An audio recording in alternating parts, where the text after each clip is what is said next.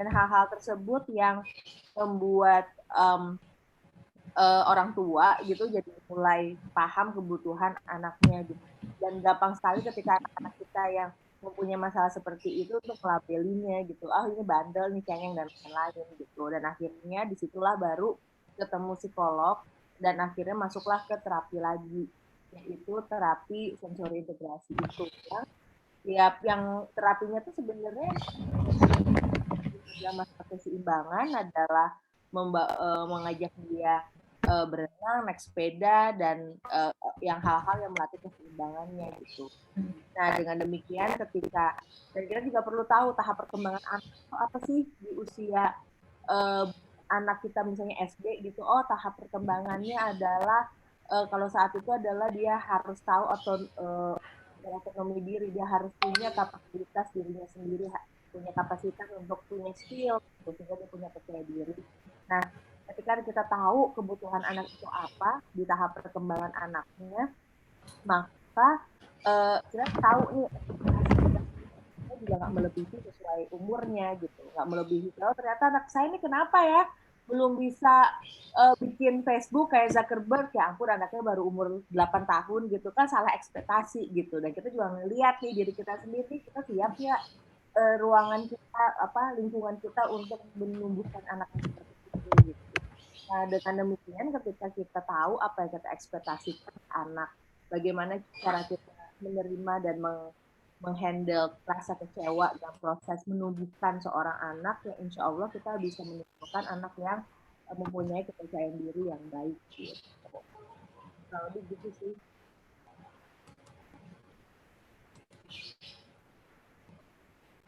Silakan ya, pribadi ya, ke-mute Mbak.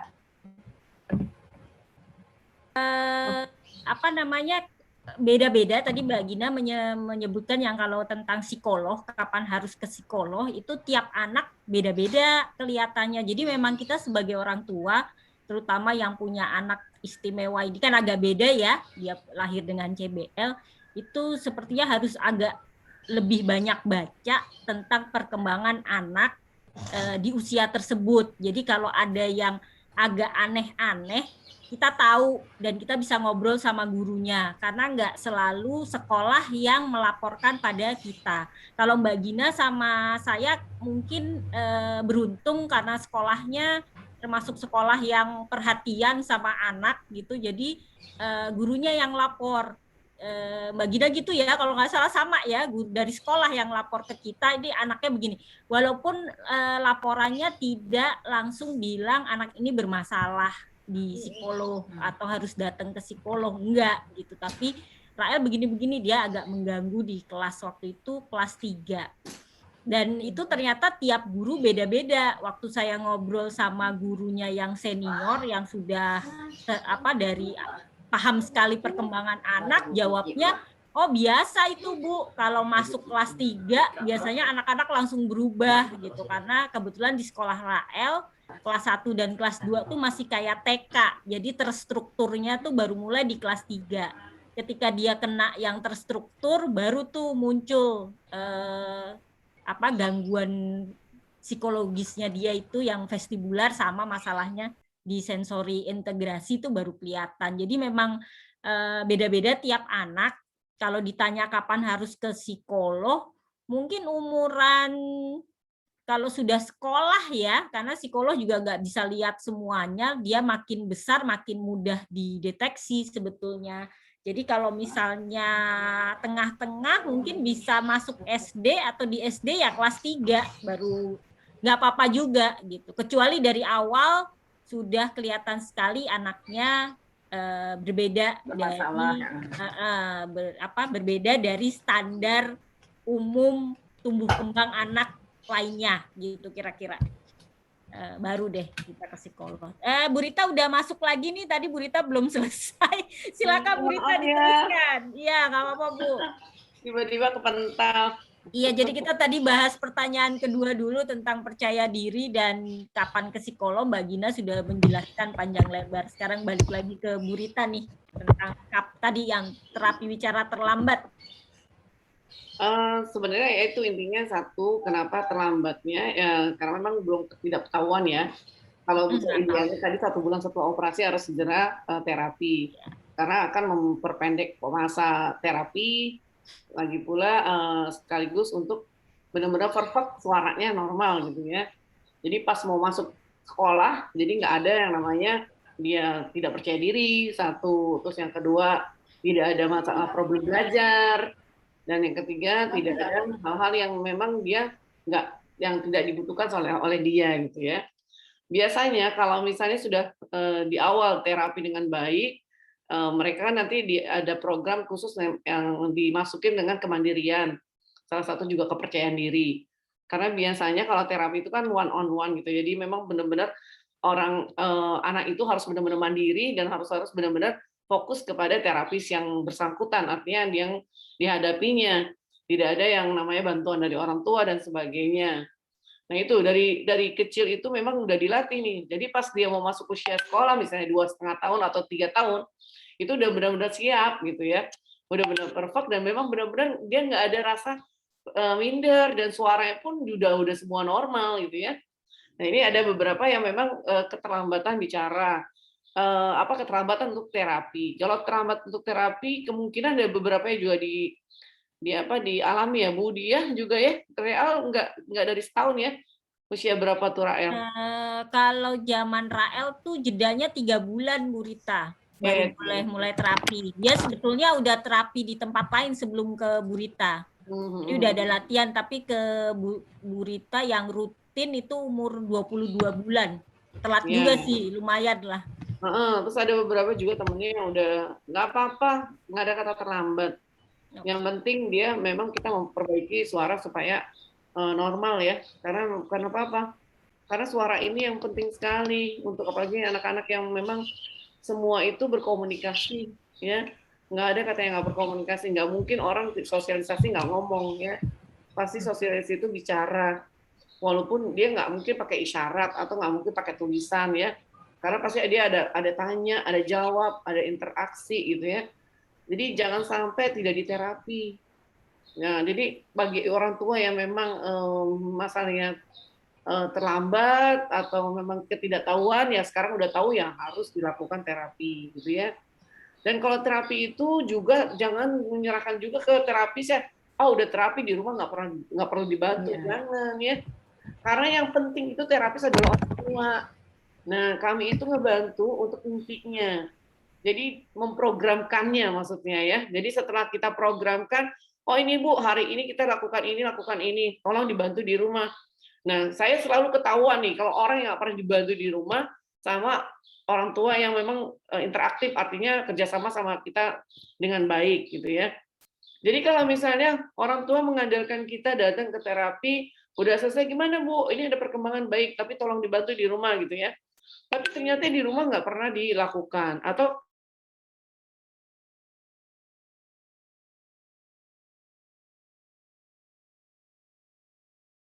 Rita keputus lagi. Keputus lagi ya. Baik, kita mesti cari tema lain lagi nih sambil nunggu Bu Rita masuk lagi.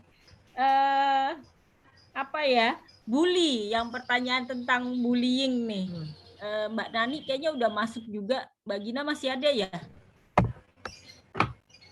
Bullying itu ke orang tua dan ke anak. Jadi mungkin kita bahas yang ke orang tua dulu ya. Saya nggak tahu bahasanya bully apa bukan, tapi intinya gini, ketika kita melahirkan bayi CBL, ternyata tidak semua keluarga bisa menerima dan mendukung. Ini keluarga sendiri dulu lah ya, kalau tetangga mah biarin aja gitu. Ada yang mertua, kakak sendiri atau kakak in-laws, apa kakak in-laws tuh? Mertua, kakak ipar.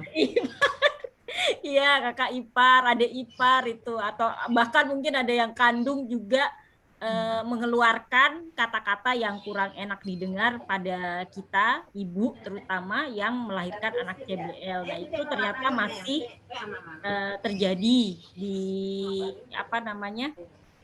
di kita anggota Satu Senyum. Itu gimana ya?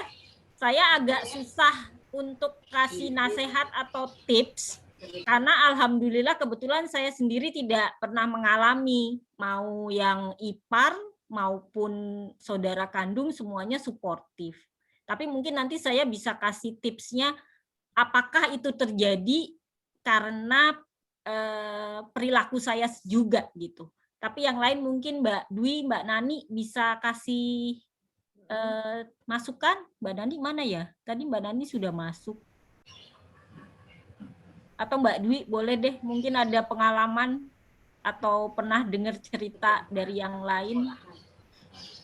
Sebenarnya kalau bullying sama orang tua itu kepada orang tua dengan anak CBL tuh sering terjadi ya Mbak ya. Sekarang tinggal kembali ke orang tuanya sendiri aja. Apakah dia bisa menerima anaknya dulu? Pertama, seperti yang tadi Mbak Gina sudah sampaikan, dari orang tua sendiri harus ada penerimaan, harus menerima dulu anaknya lahir TBL. Kalau dengan dia sudah bisa menerima, sudah ikhlas, orang kiri kanan keluarga sendiri mau ngomong apa juga udah nggak peduli gitu loh Mbak. Seperti itu yang terjadi sama saya ya. Jadi setelah saya menerima kondisi anak saya, biarin orang sebelah rumah ngomong macam-macam kayak apa namanya, biasanya tuh tantangan terberat dari keluarga itu kalau yang orang-orang tua ya, misalnya masih percaya dengan mitos segala macam.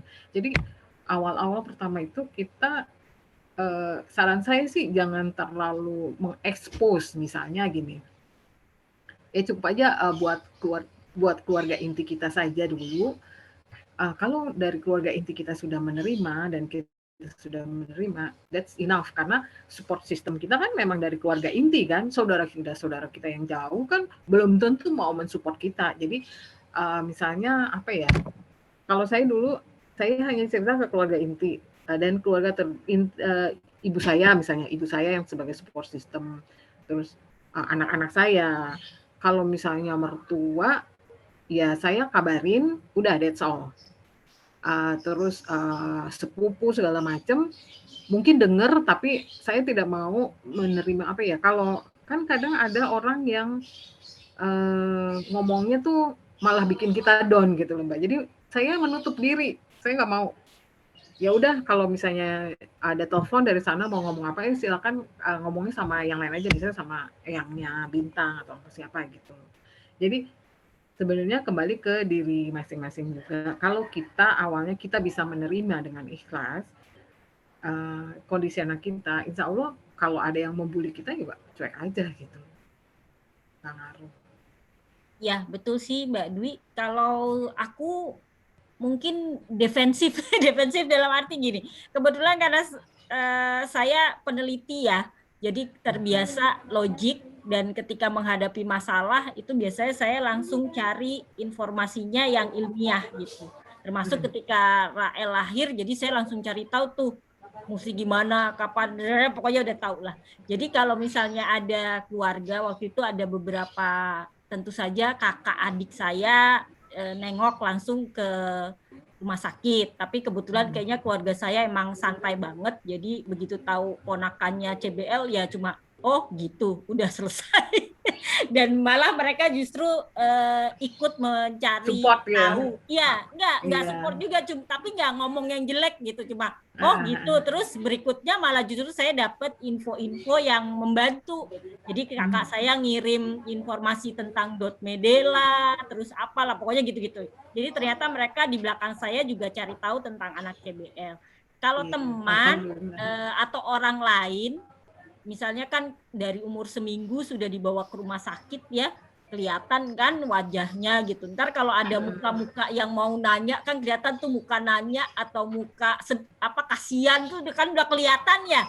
Itu udah langsung saya giniin, nggak apa-apa kok, anak ini nggak kenapa-napa, dia akan baik-baik saja karena nanti akan ada operasinya begini. Terus saya jelasin gitu, nanti kalau orangnya rese saya jelasin yang ilmiah gitu sampai dia bosen sendiri gitu. Dia capek sendiri dengerin saya ngejelasin kayak dosen gitu tentang operasi CBL, tentang ini musik kayak gini kayak. Nah itu kalau buat saya pribadi gitu banget buat ngusir orang.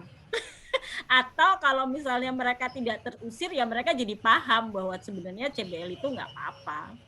Iya. Kadang Mbak gini, kalau yang saya lihat dari masyarakat itu sekarang, kalau kita bisa menjelaskan bahwa terus Iya, kita betul. tegar, kita bisa menerima, Iya, mereka jadinya malah support kita iya. gitu loh. Dan Tapi wajah kalau kita kita tuh udah ketika awal-awal aja udah iya, minder, jadi wajah kita ketika nggak kelihatan menjelaskan tuh juga yakin sedih gitu loh. atau Nggak gimana. ini anak gue, nggak apa-apa, dia nanti operasi, Iya, ada jam operasi, jadi gini. nggak sedih, kalau sedih malah tambah. Kan kelihatan Iya, tuh muka orang iya, baru lihat anak kita muka mau nyela sama mau nanya tuh kan udah kelihatan sebelum mereka nanya atau nyela, iya. jelasin aja duluan. Nah iya, yang terjadi sama saya seperti itu. Jadi ada dari apa, guru-gurunya kakaknya Bintang dulu datang nengok ceritanya. Terus saya jelasin begini-begini. Oh jadinya, oh malah jadi mereka jadi tahu, terus jadi support gitu loh. Jadi Iya betul.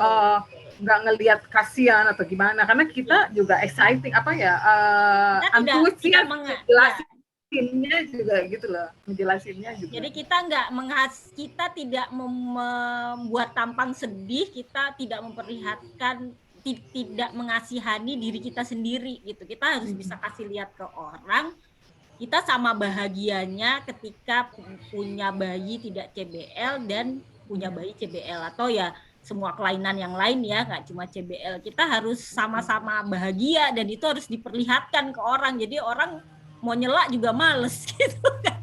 Orang kan biasanya ngebully itu sama orang yang lemah. Tapi kalau kita dari awal kelihatan tegar dan happy aja gitu, bisa menjelaskan kondisi anak kita, itu biasanya mereka mundur sendiri tuh, nggak jadi tuh, udah males duluan. Tapi Mbak gini, memang kadang tuh banyak yang berbeda ya kondisinya dengan kita. Jadi ya, betul. Wajar aja kalau misalnya kita sedih, nggak mau ngeliatin, tapi nggak apa-apa, kita menutup diri dulu seminggu atau misalnya butuh waktu seminggu, 2 minggu gitu loh. Tapi untuk setelah itu ya nggak apa-apa, kita harus bisa apa ya istilahnya, waktu 2 minggu healingnya itu loh. Iya, betul. Time, jadi perlu waktu buat healing gitu, paling nggak ya seminggu, 2 minggu, sebulan gitu, itu nggak apa-apa. Tapi setelah itu kita harus lebih kuat. Kalau Mbak Gina gimana pengalamannya Mbak Gina? Saya tuh orangnya cuek ya.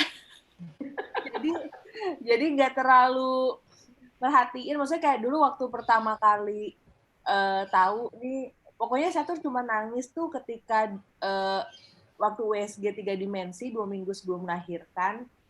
Bayi saya tuh, ketahuan nih si ibu anak saya tuh bakal celah bibir langit. Habis itu saya nangis, saya cuma kasih waktu saya nangis ya sekitar 2-3 hari, habis itu riset ketemu komunitas Satu Senyum, ternyata lebih banyak masalah di situ, dan saya tuh selalu berpikir ketika kita dikasih masalah, apa yang bisa kita kasih dari ilmu yang kita dapat dalam masalah itu ke orang lain. Ternyata tuh amat sangat terapi yang amat sangat membantu gitu. Ketika saya ketemu sama Bu Rita, Bu Dia, Mbak Dwi, kemudian Mbak Nani gitu. Terus kemudian sharing ilmu, kemudian untuk membentuk Satu Senyum gitu. Itu adalah proses healing yang terutama sebagai orang tua, ternyata perjalanan itu ada maknanya toh. Nggak cuman berhenti jadi putus asa, rasa malu, kemudian menyerah gitu. Nah, tapi ya memang sebelum kita ketemu ini semua, yaitu kenapa pentingnya support system di luar keluarga, karena ya ilmu ya silaturahmi itu sumber rezeki itu ya ilmu, kenyamanan hati, merasa tenang itu kan bagian dari rezeki gitu. Nah, jadi ketika awal tahu nih bayi saya yang lahir gitu, terus bapak saya tuh nangis sambil sholat, pokoknya dramatis banget nih gitu. Kayak anaknya udah nggak apa-apa tapi bapaknya nangis gitu. Terus padahal suami saya apalagi ya santai aja, tenang gitu. Terus waktu saya pijat pijat habis melahirkan, terus yang ibu-ibu tukang pijatnya, wih kenapa nih bapaknya dulu waktu hamil suka mancing ya, makanya anaknya robek gitu. Iya. Hati-hati lah gitu. Cuman akhirnya gimana ya? Enaknya ya ketika kita membekali diri kita dengan ilmu gitu, ya itu tuh kita jadi punya banyak cara untuk menghadapi kesulitan hidup. Itu nggak bohong deh gitu. Kenapa kita disuruh banyak baca, kenapa kita disuruh banyak bertanya, bergaul sama orang yang lebih pintar dari kita tuh, salah satunya adalah memberikan kayak gitu, saya nggak tahu nih ngadepin anak, ternyata Mbak Dia sama Mbak Dini atau Mbak Nani yang resourceful soal dokter tuh lebih banyak tahu. Mau bingung soal suara, tanya Bu Rita gitu. Sekarang bahkan anak saya itu kepaduan suara, nggak kebayang dulu. Anak yang dulu lahirnya setelah bibir langit, sekarang tuh suka banget nyanyi, gitu. Suka banget ngomong, apa nggak berhenti. Kayaknya sih anak-anak yang habis terapi yang Bu Rita suka banget ngomong ya. Iya bener Mbak. Cerewet ya Mbak. Cerewet banget gitu. Nah, tapi satu sisi selalu ingat bahwa yang perlu dibantu lagi-lagi ya kita sendiri orang tua. Jadi ya yang namanya mindful, apa yang didengerin orang itu apa, terus mengalihkan energi khawatir kita ke tempat yang lain, paham ketika khawatir ada bentuk skenario lain, bahkan ketika kita yang butuh waktu ibunya dulu atau bapaknya gitu, itu juga nggak apa-apa gitu. Karena kan perjalanan ngurus anak tuh susah dan tuh complicated, dan kita sebagai orang tua butuh dibantu itu harus kita perlu ingat gitu. Jadi kita lebih tenang gitu melewatinya, karena jangan ya itu lagi-lagi ya emang kita tuh special case, tapi ya karena kita special case kita ngumpul dan lain-lain gitu. Jadi itu sih, jadi yang namanya ngebully dan lain-lain tuh pasti akan kita hadapin, tapi kan akhirnya gimana cara kita nanggepin mereka gitu sih yang perlu kita sebenarnya intinya itu ya, kalau kita paham CBL itu apa, kemudian paham perawatannya sampai besar nanti bagaimana, sebetulnya kan kita bisa yakin bahwa anak ini akan baik-baik aja kalau perawatannya semua dilakukan. Jadi sebagai orang tua ya harus komitmen dulu untuk melakukan itu semua. Jadi kalau ada orang tanya atau ada yang tanya itu bibirnya sobek apalah nanti gimana atau ngatain, pokoknya ngomong yang nggak bagus atau bertanya yang bikin sakit hati, kita mungkin juga nggak akan sakit hati kalau kita yakin anak kita akan baik-baik aja sampai besarnya gitu, karena kita sudah tahu tahapannya harus bagaimana. Ya itu, kalau mereka rese jelasin aja. Capek nggak sih dengerin perawatan CBL dari bayi sampai 18 tahun udah kayak kuliah gitu ya. Mungkin yang paling sulit adalah ketika yang memberikan tekanan atau bullying itu adalah keluarga sendiri. Nah, sebetulnya itu sih. Iya. Ternyata tuh suami, kan banyak banget tuh kasus di satu segi suami sendiri atau mertua sendiri. Gitu, nggak bisa nerima ya. Bisa nerima gitu. Nah, mungkin tuh ya atau bahkan ibunya gitu. Nah, mungkin pada menurut saya tuh disitulah kita kenapa punya anak itu tuh untuk orang dewasa ya gitu. Itu tuh penting banget kita ya gitu jadi dewasa dulu untuk punya anak gitu. Nah, disitulah letak kedewasaan kita sebagai orang tua, dan perlu cek kita apakah kita bagaimana kita harus menanggapi ini gitu. Kadang-kadang memang misalnya ada tekanan dari orang-orang terdekat kita. Seringkali masalahnya itu tuh bukan anak ini gitu. Anak ini tuh cuman puncak gunung es, ada masalah-masalah lain di dalam hubungan itu yang sehingga menyebabkan bullying terhadap itu gitu. Jadi kita perlu ngecek sebenarnya nih, seandainya nih kita let's say pernikahan gitu, ketika ada suami yang ngejudge istrinya ketika anaknya punya celah bibir langit, jangan-jangan bukan itu masalahnya, jangan-jangan ya pernikahannya sudah problematik gitu. Nah itu yang perlu kita harus cek terus-menerus dalam hubungan kita. Ada keluarga yang ternyata jahat sama anak kita, ya nggak apa-apa, cut aja hubungan keluarganya kalau misalnya kita lagi belum siap gitu. Toh juga kalau misalnya ntar kita udah siap, kita bisa memperbaiki hubungan itu lagi. Tapi at least kita punya prioritas utama dulu deh, ada anak bayi yang di kita, dan itu perlu jadi prioritas. Itu sih. Jadi harus lebih dewasa dan berpikir waras, berpikir logis gitu. Prioritas ya. Jadi kita punya, terutama sebagai ibu, sangat punya hak untuk nangis. Saya mungkin yang paling kelihatan paling tegar di sini, enggak juga, saya ada juga episode nangisnya. Tapi dari sama kayak Mbak Gina, saya tuh gini, kalau sedih banget dalam segala hal masalah hidup ya, saya pun yang ngajarin sebenarnya sahabat saya gitu. Jadi dia bilang gini, boleh nangis tapi sekian hari aja ya, dan itu saya pakai banget. Kalau saya pengen nangis, saya nangis sepuas-puasnya, Tapi ya pakai target itu, kan kita yang tahu sendiri butuh nangis 3 hari kah, seminggu atau apa. Tapi jangan lewat gitu. Kalau self memang healing ya Mbak ya, butuh self waktu healingnya ya. butuhnya segitu. Dan tadi juga itu satu, kita punya hak untuk nangis lah gitu ya. Tapi jangan kelamaan karena ada anak yang butuh kita. Yang kedua, kita butuh sembunyi kayak Mbak Dwi ya, memutus hubungan sementara, sembunyi itu juga hak kita. Jadi kalau misalnya mertua kalau ngajak minta ketemu gitu, atau bahkan orang tua sendiri minta kita berkunjung tapi terus mulutnya jelek, ya cut aja dulu sementara, nggak apa-apa gitu, demi kesehatan mental diri sendiri dan anaknya. Anak ini biarpun masih bayi kan bisa denger juga dia gitu. Jadi boleh banget kita memutus hubungan silaturahmi sementara aja gitu. Sama kayak nangis kasih waktu 3 hari itu juga gitu, misalnya sampai habis operasi bibir baru ketemu lagi. Biasanya yang krusial itu 3 bulan pertama ya, karena yang kelihatan wajah itu biasanya orang tua ya.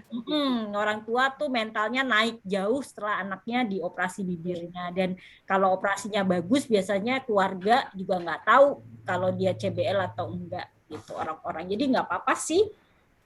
Saya juga dulu 3 bulan pertama itu nggak kemana-mana, bukan memutus silaturahmi tapi menjaga kesehatannya si Rael juga, takut kalau kena pilek dan lain-lain karena mau operasi. Karantina ya Mbak? Ya karantina diri sendiri itu beneran. Jadi kalau nggak penting banget nggak keluar rumah. Kebetulan saya waktu itu belum kerja juga, jadi itu sebenarnya salah satu cara sih kita ya, termasuk dibilang sembunyi ya, bisa juga sembunyi untuk diri sendiri dan anaknya ya, biar sehat, nggak ketemu orang gitu. Jadi dia pas operasi siap, kurang lebih kayak gitu.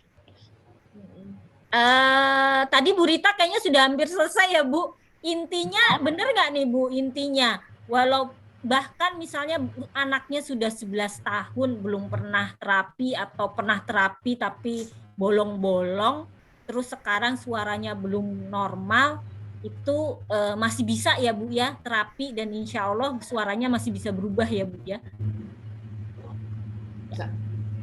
Jadi itu jawabannya. Nanti kalau di grup ada yang tanya, karena sebenarnya pertanyaannya gini sih Bu Rita, anak saya suaranya, jadi orang tua tuh takutnya mungkin karena terapi wicara itu kan resource juga ya, sumber daya ya Bu, waktu, biaya. Nah mereka takutnya kalau mereka sudah mengeluarkan sumber daya itu ternyata suaranya tetap nggak berubah. Itu gimana tuh Bu? Maksudnya untuk meyakinkan mereka, saya nggak bisa, kalau ditanya itu kadang-kadang saya tidak berani jawab dengan yakin karena larinya ke sumber daya itu. Jadi saya agak takut menjerumuskan dalam tanda kutip orang tua. Nggak apa-apa Bu, terapi aja. Nggak taunya nanti anaknya sampai kapan juga suaranya nggak ini. Itu gimana ya Bu Rita? Nah, jadi gini Bu, kalau memang sudah telat, kan mungkin udah ada atrofi ya di ototnya. Atau bahkan memang ada masalah di langit-langitnya yang kita nggak tahu. Jadi bisa ada pistel atau ada memang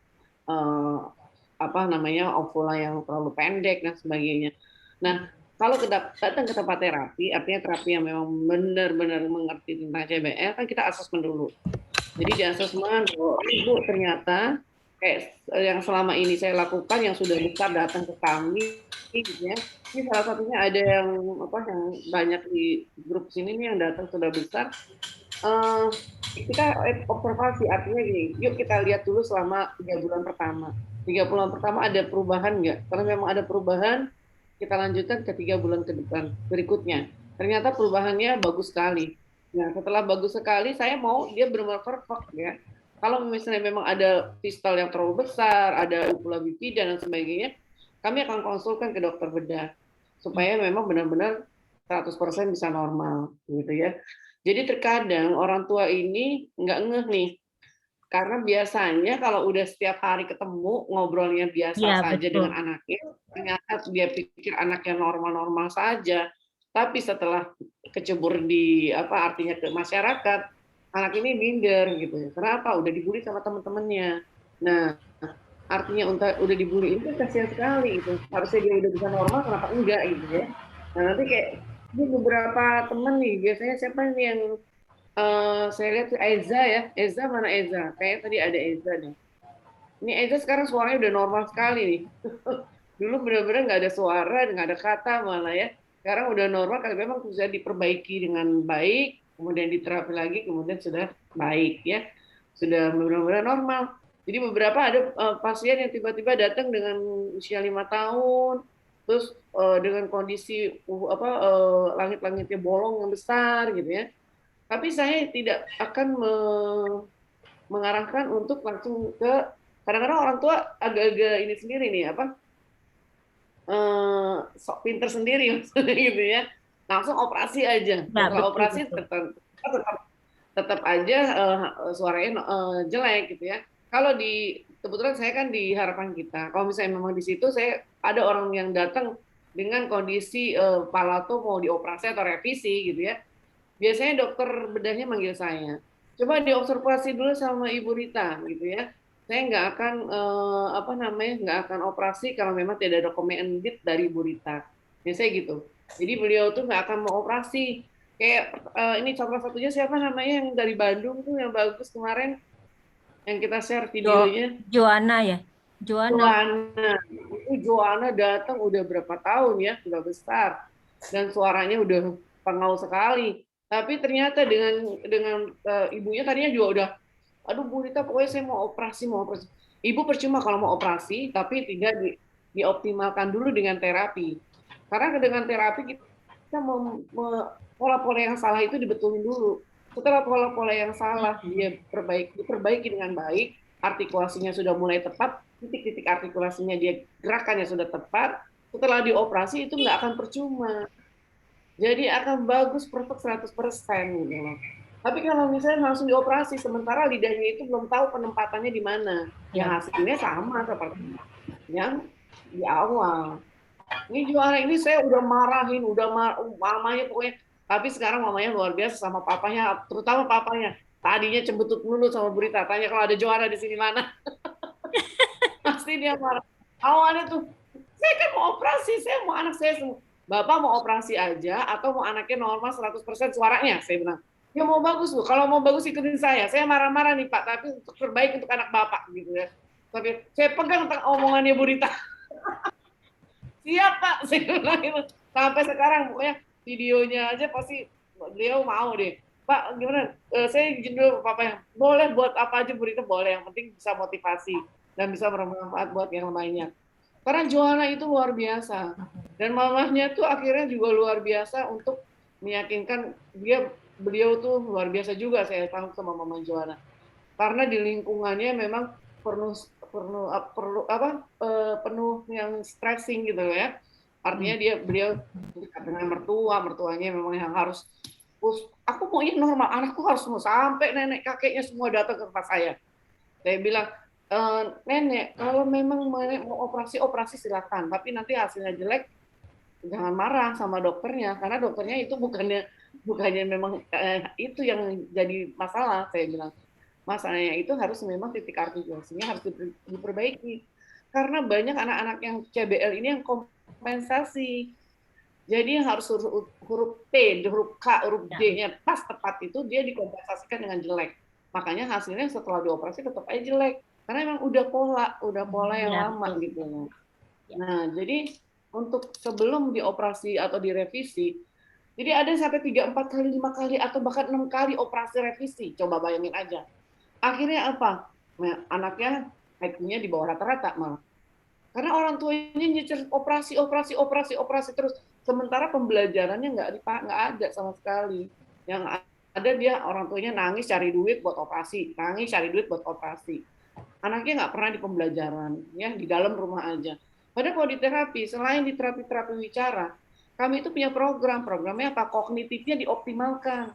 Kenapa dioptimalkan? Karena memang anak-anak CBL ini potensi dari awal, kalau nggak ada masalah di kognitif atau nggak ada masalah lain selain CBL, itu rata-rata anak cerdas, bahkan superior ke atas. Ya, ada yang mendekati IQ-nya 200. Itu sekarang di Singapura udah lulus kayaknya sekarang.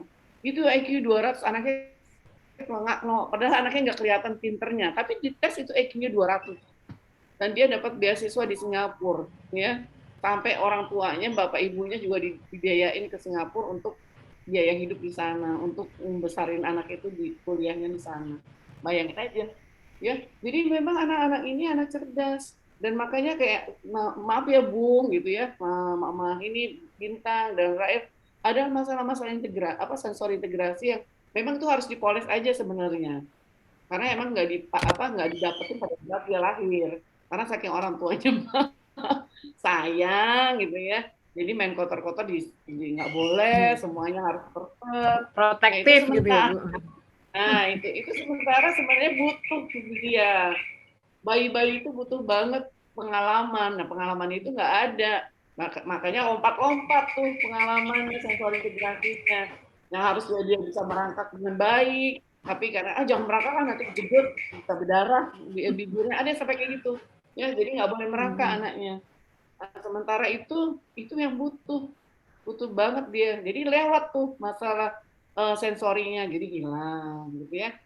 Jadi ini kembali lagi nih yang tadi, bahwa operasi itu revisi, nanti setelah itu kita akan dan hasilnya perfect banget gitu. Ada beberapa seperti itu yang sudah bagus, alhamdulillah, dan sekarang ya sudah menikmatilah hasilnya, bahwa suaranya benar-benar bagus, benar-benar nggak kelihatan dan suaranya nggak ada sengau-sengaunya gitu, artikulasinya juga perfect sampai huruf-huruf yang tertentu juga pas gitu.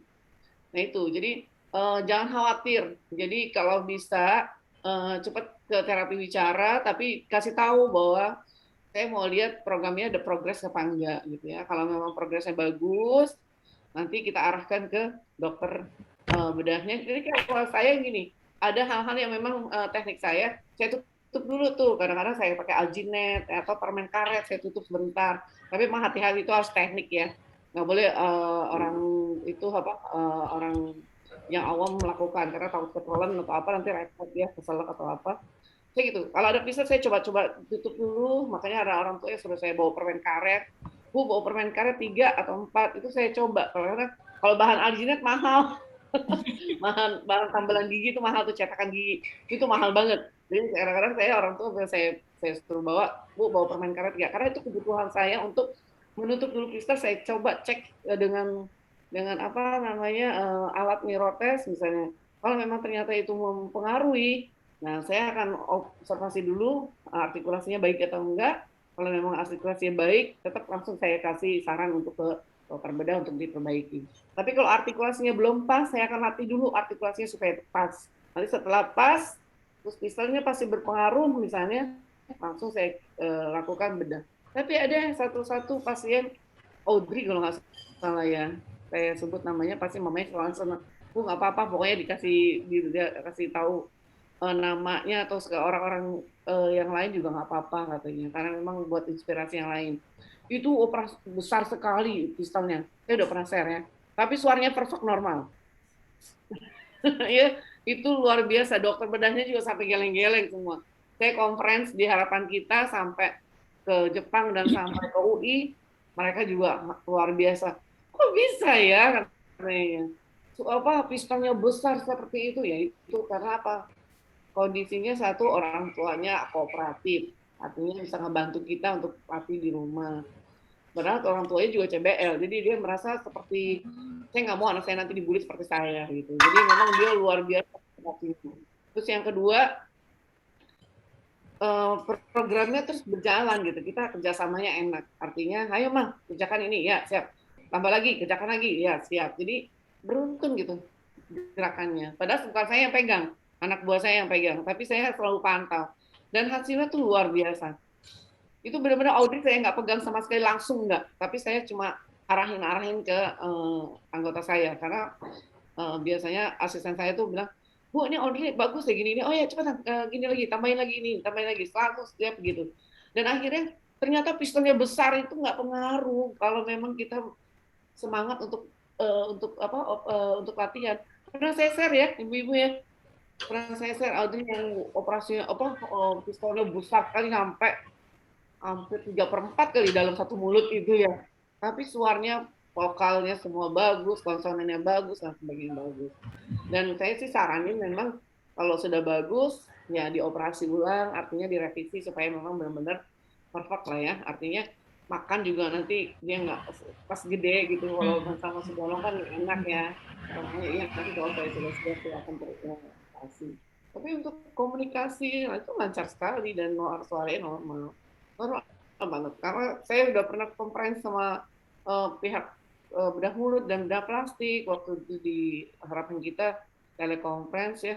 Itu mereka luar biasa kok bisa gitu ya.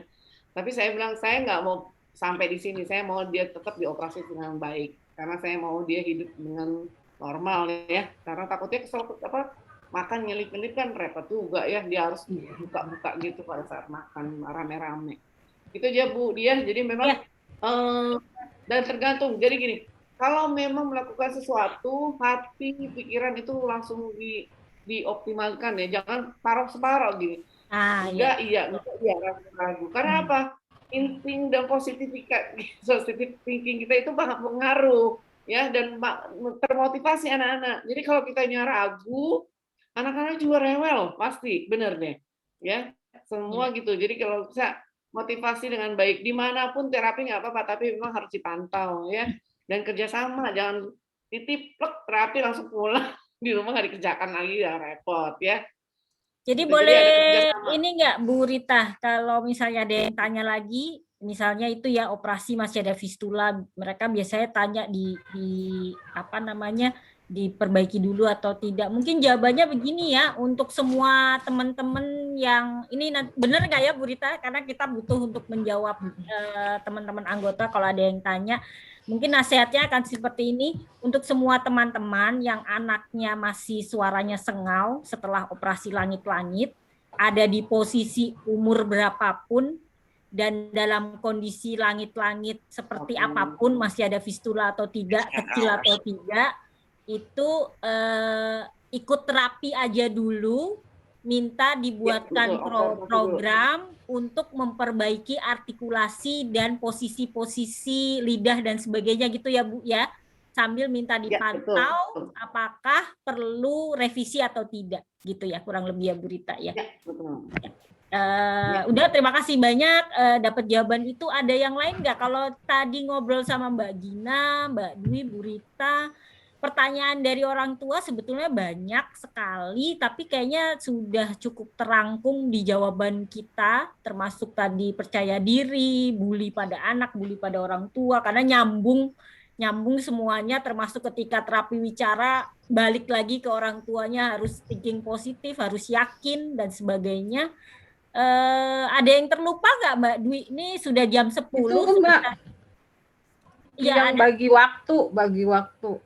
Oh iya, betul-betul. Saya ini pertanyaannya mungkin bisa digabung. Ada yang bertanya seperti ini, bagaimana tipsnya kalau orang tua merasa lelah harus memberikan perawatan CBL ke anaknya itu ya, termasuk bolak-balik ke rumah sakit, bolak-balik ke terapi, mungkin nggak ada, kadang-kadang dirasa tidak ada kemajuan, terus capek, kita pengen berhenti.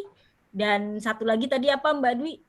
Yang orang tua bekerja ya, dengan anak termasuk PBL. itu hubungannya, mungkin kalau misalnya orang tuanya bekerja dua-duanya, itu bagi waktunya atau bagaimana supaya anaknya bisa dapat perawatan yang optimal lah gitu. Mungkin Mbak Dwi, Mbak Gina, karena kalau aku sendiri sebetulnya pada saat Rael dari lahir sampai umur 2 tahun itu aku nggak kerja.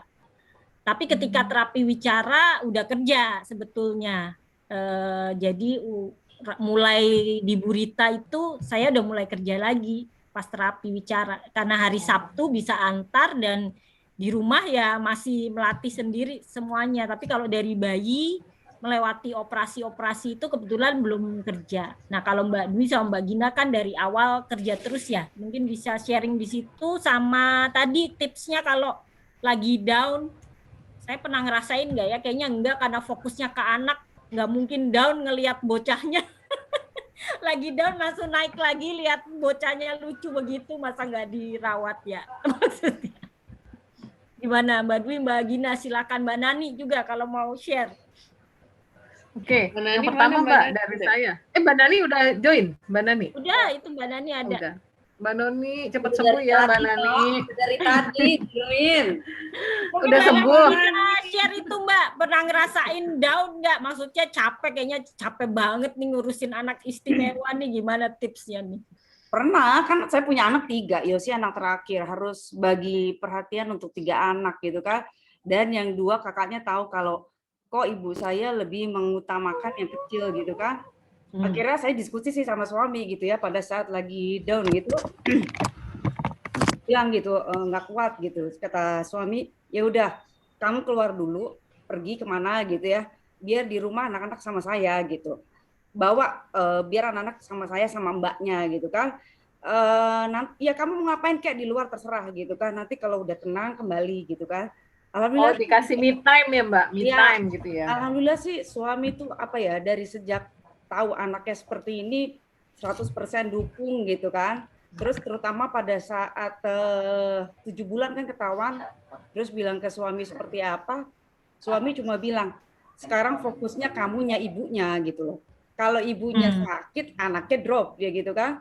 Jadi waktu itu saya pernah drop pada saat nyusuin, kan nggak bisa kan, karena Yosi celahnya 2 sisi gitu kan. Suami cuma bilang gini, oke, apa yang harus saya lakuin dia gitu, supaya kamu bisa tenang gitu kan. Nggak tahu, pusing gitu. Ya udah kamu mau makan apa, ayo kita keluar. Dia beliin apa yang saya mau gitu kan. Saya bilang nggak bisa, pikiran saya masih nggak tenang gitu. Akhirnya suami bilang gini, emangnya menyusui itu langsung dari payudara kamu salah satu cara untuk kasih makan anak? Enggak kan? Coba diskusiin ke dokternya gitu loh. Jangan bikin kamu stres gitu kan. Ingat ada 3 anak yang harus kamu perhatiin gitu. Pokoknya untungnya suami dukung banget. Jadi setiap saya punya masalah terutama untuk perawatan Yosi, dia tuh yang selalu maju. Oke, saya bantu kamu. Apa yang bisa saya bantu gitu kan. Itu luar biasa sih sampai usia Yosi 4 tahun dukungan suami, dukungan terutama keluarga juga sih ya. Bahkan dulu waktu kita pulang pasca operasi bibirnya Yosi ke Jepang gitu ya. Ibu saya belum pernah lihat anak saya sama sekali, tapi saya udah bawa ke Jepang gitu kan. Mertua saya lihat dia pegang tangan anak saya sambil bilang pegang tangan saya sambil bilang gini, Nani gitu, saya tahu cucu saya seperti ini gitu, jangan tinggalin ya, tolong rawat dia gitu kan, biar gimana juga dia bagian dari saya gitu. Terus saya bilang gini, Bu, saya ibu gitu kan, tidak akan pernah sedetik pun saya ninggalin dia gitu, bahkan kalau nyawa bisa saya tukar gitu. Enggak, karena banyak saya dengar kan orang tua terutama ibu ninggalin anak gitu kan pada saat anaknya seperti ini. Makasih ya Nah dari situ saya sih bertekad gitu ya, apapun yang terjadi sama Yosi saya harus jadi bagian dari situ gitu. Alhamdulillah sih dengan hadirnya Yosi gitu di saat saya drop juga, dia bisa bantu nyemangatin gitu kan. Dan berkah tuh luar biasa gitu, sejak ada Yosi rezeki kami bertambah, kemudahan dalam hidup tuh bertambah gitu kan. Jadi saya selalu berpikir gini, Tuhan tuh memang adil ya gitu. Kasih kesulitan dan dikasih juga kesenangan di saat bersamaan. Yang penting kitanya ikhlas gitu kan. Drop tuh banyak sampai 4 tahun, bahkan suami itu pernah melarang Yosi nggak boleh keluar sama sekali sampai dioperasi. Kebetulan waktu itu kami tinggal di apartemen gitu ya. Orang-orang apartemen tanya gitu dari pihak manajemen, kami mau nengok anaknya gitu. Saya bilang, oh maaf suami tidak mengizinkan gitu. Kenapa? Ada sedikit masalah kesehatan. Oh oke, untungnya mereka nggak kepo gitu. Tapi pada saat setelah operasi hasilnya bagus, mereka shock kan gitu. Kenapa nggak bilang gitu? Kami kan bisa bantu. Oh enggak. Terutama buat, nggak tahu ya kalau di budaya lain, tapi di budaya di suami saya mengatakan kalau buruknya seseorang gitu, jangan pernah ditunjukkan pada saat dia sedang mengalami, tapi setelah dia bahagia boleh tunjukkan. Karena dia nggak mau menjadikan anak itu sendiri atau orang tersebut trauma di masa depan. Contohnya dia bilang, Yosi nggak boleh keluar pada saat sebelum dioperasi karena dia nggak mau pada suatu saat nanti orang nunjuk, bibirnya udah bagus ya, dulu jelek ya, kok bisa sih diapain? Nah, marah sekali suami pas cerita seperti itu. Dia bilang, saya nggak mau, belum tentu semua orang sekuat kamu, dia bilang ke saya kan gitu. Jadi tolong pertimbangkan sisi dari anaknya sendiri gitu. Dan dulu tuh suami filter banget sampai umur Yosi 4 bulan sebelum operasi, siapa yang datang dicatat. Dia minta tolong security catat, jangan pernah seorang pun boleh masuk ke unit saya tanpa izin saya gitu. Saya pikir ini orang bercanda, ternyata benar. Setiap dia pulang kantor dia cek ada yang datang nggak. Saya bilang kenapa sedemikian protektif gitu. Dia bilang karena buat kami gitu budayanya memang kita berbeda gitu ya. Dia bilang itu seperti apa ya, kekurangan yang dia nggak mau nanti dijadiin orang alasan untuk pembulian di masa depan gitu. Jadi ya intinya ya pada saat saya drop, kita berdua saling dukung sih, terutama kalau segi ekonomi ya. Kita juga ngalamin namanya perawatan kan nggak murah gitu untuk perawatan Yosi gitu. Suami selalu cari cara gitu, cari yang terbaik. Alhamdulillah sih semua berjalan lancar sampai sekarang. Sampai sekarang tuh sensori integrasinya kan masih bermasalah gitu ya. Tadinya suami nggak percaya, tapi guru-gurunya semua udah komplain karena Kak Yosi kan udah mulai sekolah offline setiap hari gitu. Mereka bilang, udah kami udah sekolah dari minggu lalu. Mungkin karena dari 1.200 tinggal 200, jadi dari Satgas Covid memperbolehkan gitu. Kan gedungnya juga besar sekali. Nah, gurunya bilang kalau belajar online tuh kacau banget Yosi ya gitu. Nggak pernah respon apapun. Ya akhirnya saya cerita ada masalah di sensor integrasi. Apa itu? Akhirnya saya cari penterjemah berbahasa Jepang, saya kasih ke mereka gitu hasil asesmennya Yosi. Akhirnya mereka mau bantu. Oke, kami dari pihak sekolah nggak tahu apa itu sensor integrasi. Boleh nggak kasih tahu apa yang bisa kami bantu? Saya kasih aja deh hasil asesmennya. Nah sejak itu gurunya tuh yang saya juga nggak ngerti ya. Mereka luar biasa loh dukungnya gitu loh. Bila kami bisa bantu di sekolah apa gitu. Karena buat kami gini, anak nggak ngerti itu dan nggak jawab itu agak aneh ya gitu kan. Jadi tolong mamanya cerita gitu kan, ke saya aja langsung kata gurunya, nggak perlu orang lain tahu, tapi nanti saya diskusi dengan guru-guru lain dan kepala sekolahnya apa yang harus kami bantu. Jadi alhamdulillah sih Yosi itu sejak lahir sampai sekarang dukungannya besar, walaupun dulu pernah mengalami pembulian pada saat kelas 1 SD ya, kelas 2 tapi berbalik dia jadi yang bully orang. Dia tumbuh menjadi pribadi yang kuat, dan itu saya bilang nggak bisa kayak gitu, harus diatasi. Ya pelan-pelan bisa lah, yang penting intinya saling dukung sih pasangan gitu. Misalkan nggak ada pasangannya, banyak doa, banyak usaha, nggak mungkin nggak ada jalan gitu. Itu aja sih. Ya. Terima kasih Mbak Nani. Kalau Mbak Gina gimana membagi waktunya dengan pekerjaan? Support sistemnya seperti apa dulu? Kalau saya sih, saya ada kerja di film pula yang bener-bener sibuk banget. Nih juga jarang-jarang bahkan bisa ngumpul di satu senyum. Kalau saya tuh dulu waktu waktu dari 2 minggu tuh udah ajak Bung ke kantor sih, karena kantor sendiri juga kan. Saya dulu waktu punya biru, anak saya yang pertama, itu tuh 6 bulan di rumah, nanti saya kayak mau gila gitu sih. Kayak saya nggak mungkin di rumah aja tuh udah definitely enggak gitu. Jadi saya tipikal ya emang harus sibuk gitu. Jadi, dan tapi karena sejarah keluarga pun, baik saya sama suami tuh emang perempuannya tuh ibunya selalu bekerja. Jadi kebetulan kantor sendiri usia 2 minggu udah saya bawa ke kantor karena saya lebih bisa berpikir baik ketika saya ada kesibukan lain, ada multiple project yang harus saya kerjain. Terus kemudian karena waktu juga fleksibel juga bisa saya bawa ke kantor, terus dan kantor juga isinya kurangnya dari 5 orang lah pada saat itu. Terus kemudian abis itu ya dibantu sama Mbak. Jadi saya punya adik satu dari Bung lahir tuh sampai sekarang masih ada. Terus ada masing-masing ada babysitter juga. Terus saya sama suami kadang-kadang babysitterin. Gue kayak rombongan lenong deh kalau dulu ke terapi bicaranya Bu Rita sampai kayak apal nih siapa aja gitu. Nah cuman karena pada dasar saya selalu percaya kalau anak itu tuh lahir ke dunia itu tuh pada sewajarnya harusnya tuh banyak orang, dia harus bersentuhan sama banyak orang. It takes a village to raise a kid, saya percayanya itu gitu. Jadi saya percaya kayak Bung gitu, saya tahu banget bahwa saya percaya banget ASI dan saya ngerasa kalau untuk mengurangi kemungkinan dia ada infeksi telinga, saya pikir saya harus punya ini nih ibu ASI gitu, jadi ASI perah gitu. Jadi Bung tuh nggak susu formula, tetap sampai setahun kurang lah dia full ASI gitu. Plus NPASI tentunya, dan dia itu tuh ada beberapa ibu dan dia pakai ASI perah gitu. Dan misalnya dan saya sendiri saya itu tetap ASI karena saya harus ya mompa gitu, harus mompa ngasih ke Bung dan lain-lain gitu.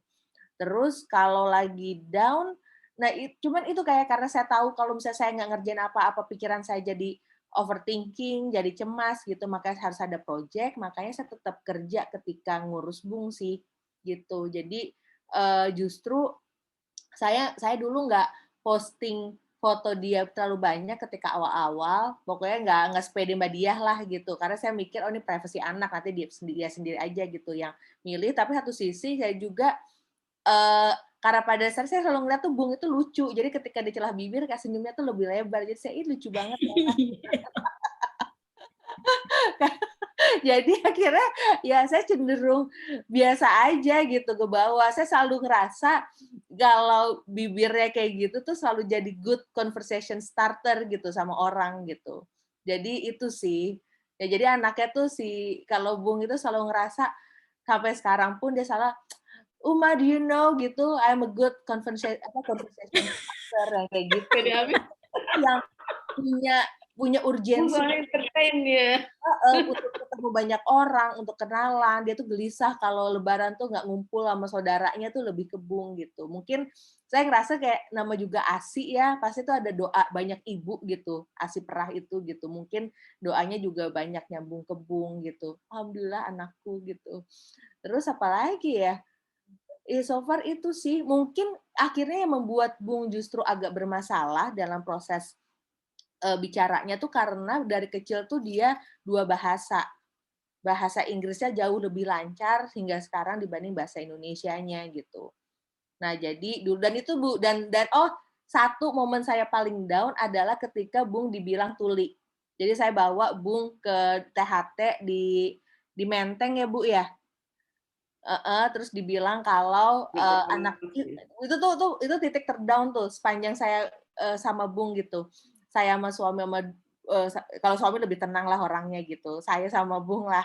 Dia bilang, Ibu nih gimana sih anaknya kok bisa tuli kayak gini? Emang nggak diatur ini itu bla bla bla gitulah, tuh dokter paling jahat lah yang pernah saya temuin gitu.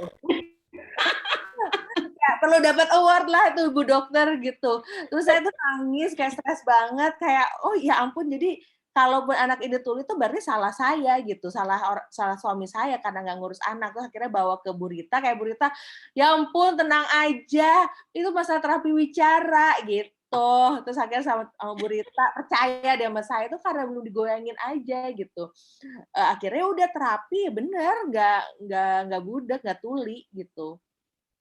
Emang tapi benar ya Mbak Gina, aku mau tambahin dikit, mungkin kita memang mesti bawa anak itu ke berbagai dokter sih. Kan kalau di luar negeri kan udah saya sering share juga tuh ya, di Satu Senyum harus punya dokter anak, dokter THT, psikolog. Itu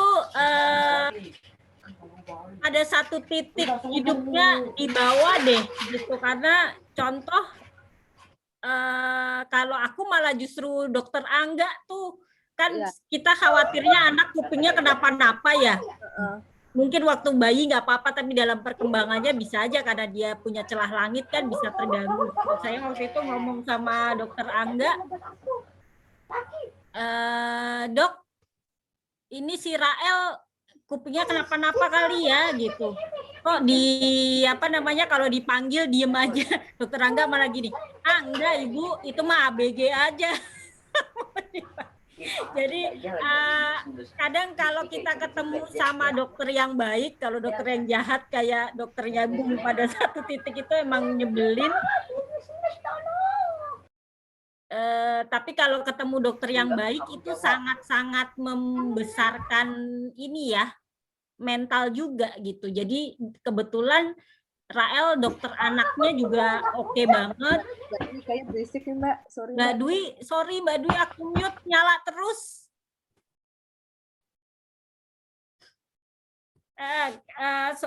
Mana tadi?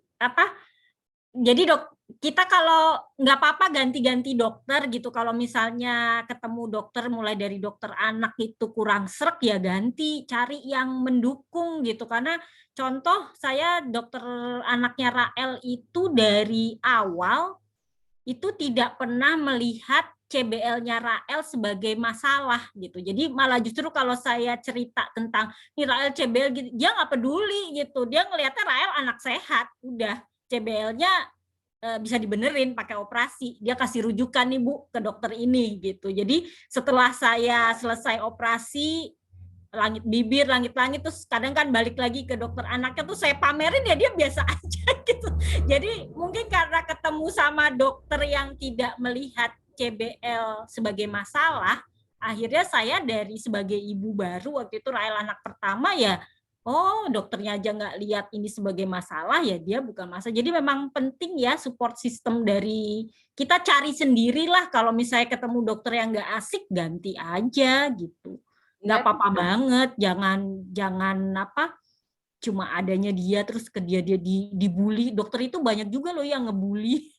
Ya tapi ya saya juga akhirnya tuh tahu dokter Angga juga dari Mbak Dia sih gitu. Iya, aku juga dari Mbak Nani sebenarnya kalau dokter Angga lagi sumber dokter Indonesia.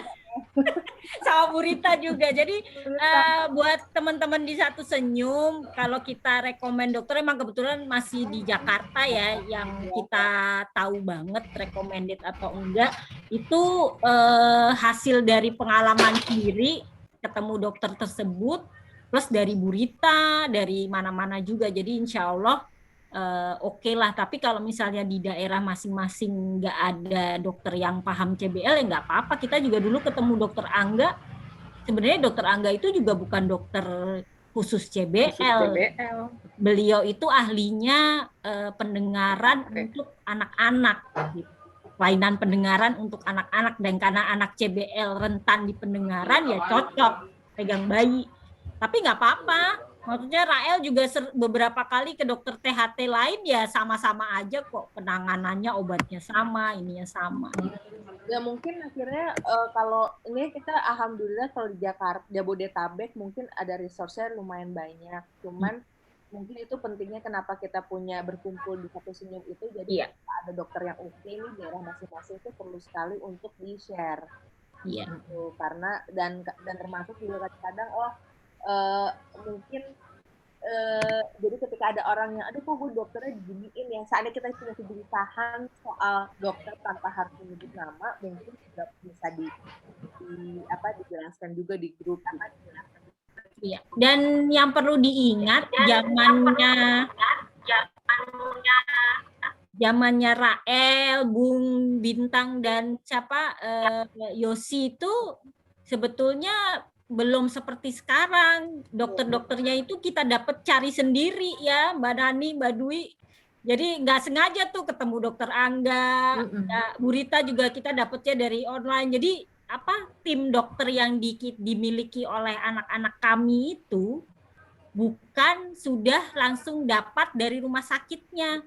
Kita develop sendiri timnya, kita kumpulin sendiri. Jadi pernah ada orang tua yang mengeluh ke saya, enak ya kalau di Jakarta semuanya udah tersedia. Enggak begitu. Rael itu dokternya nyari sendiri, ibunya. Try and error, ketemu banyak dokter, sampai ketemu satu yang oke. Nanti dokter ininya juga berapa kali try and error, ketemu yang oke. Jadi bukan sekarang alhamdulillah, dulu cuma Harkit ya, RSCM nggak ada juga. Sekarang RSCM di Surabaya sudah terintegrasi. Tapi kalau di daerah masing-masing tidak ketemu yang terintegrasi, ya kita bikin integrasi sendiri, kumpulin sendiri dokternya gitu. Terus so far Mbak, kita kan juga punya grup WA khusus dokter ya, Mitra Satu Senyum, dokter Mitra Satu Senyum. Kadang kita dapat referensi dari sana kan. Nah, terus untuk dokter orto saat ini itu kita dapat referensi dari dokter Eni, terus dari dokter Panca, terus dari dokter Cendrawasih yang di UGM. Jadi kita nggak nyari-nyari sendiri, enggak. Jadi mereka yang mereferensikan, oh ini ada Bu di sini, terus di WA alamatnya, terus tempat prakteknya di mana, seperti itu. Terus untuk yang terapis bicara juga kita nggak nyari-nyari sendiri, enggak. Kadang waktu itu kita pernah bikin acara ya Mbak Dia ya, bareng sama IKATWI itu ya. Dan di situ kan kita punya ngumpulin kontak list dari semua peserta. Nah kebetulan temanya waktu itu terkait dengan terapi bicara untuk anak CBL. Jadi insya Allah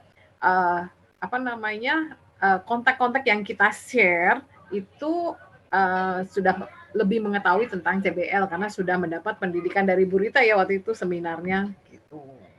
Terus kadang juga kalau misalnya kita nggak dapat, kita nanya dari grup WA terapi bicara ya Mbak Dia ya. Jadi insya Allah yang kita share itu adalah yang kita dapatkan dari mitra-mitra kita semua gitu ya Bu. Iya, iya. Tapi kalau misalnya masih belum juga kebagian kan kita nggak belum bisa mencakup seluruh Indonesia ya. Teman-teman nggak apa-apa cari sendiri, bisa googling. Kemudian banyak sekali yang tanya, tapi kalau nggak paham CBL apakah nggak juga ya Bu Rita ya? Mau terapis bicara, dokter anak, dokter THT, psikolog itu tidak harus paham CBL. Malah kadang-kadang kita yang mengedukasi mereka tentang CBL karena mereka punya ilmunya ketika mendapatkan pasien yang khusus.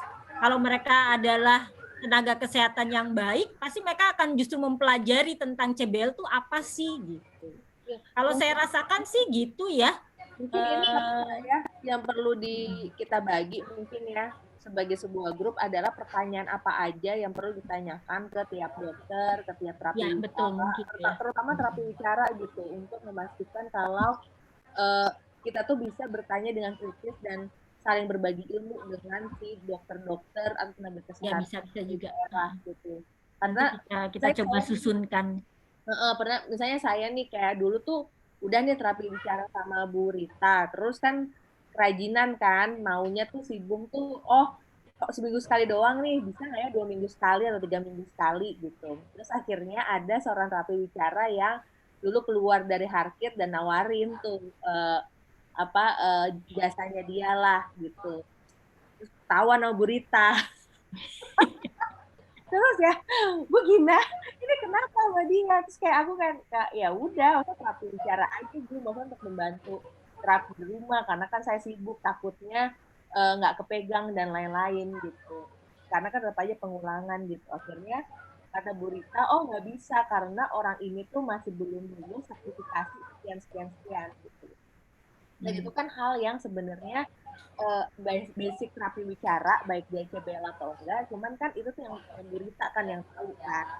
Akhirnya setelah itu tuh akhirnya ya udah berhenti dari situ, akhirnya fokus sendiri sama Bu Rita dan bener-bener kayak lebih paham nih kalau ternyata tuh ada checklist yang harus kita pahami apakah minimal dokter ini tuh bisa menjawab kebutuhan kita atau enggak ya. Betul. Yes. Itu sih yang perlu kita jot down bareng-bareng gitu. Ya mungkin gitu.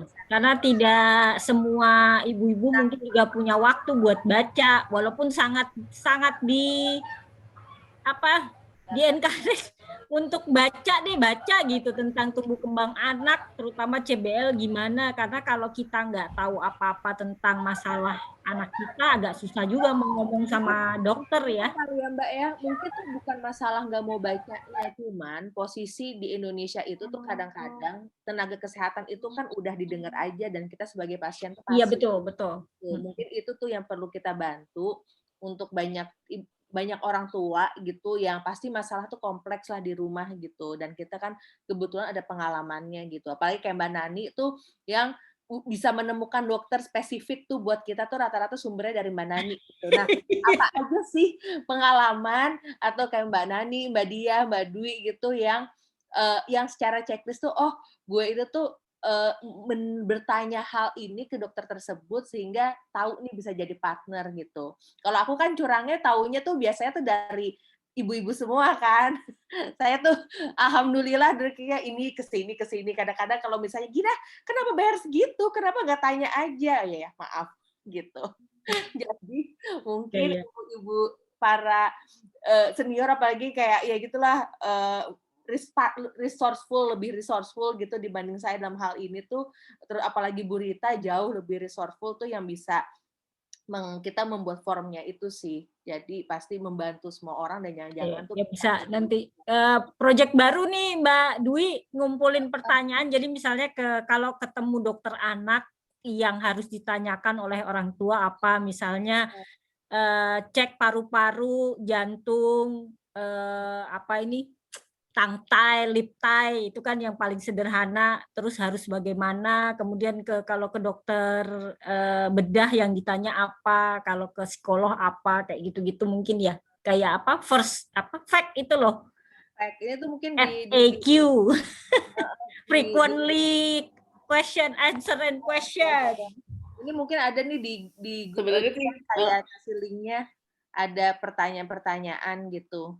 Gak mungkin untuk kebanyakan ya, tapi paling nggak bisa jadi basic lah sembari menunggu keluar dari case.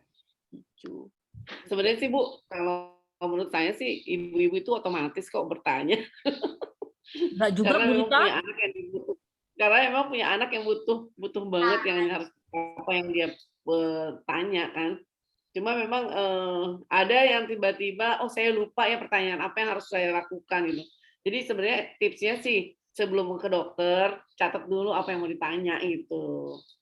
Ya, Soalnya betul. kadang-kadang kalau udah ketemu dokter udah blank gitu. Apa yang mau ditanyakan iya aja.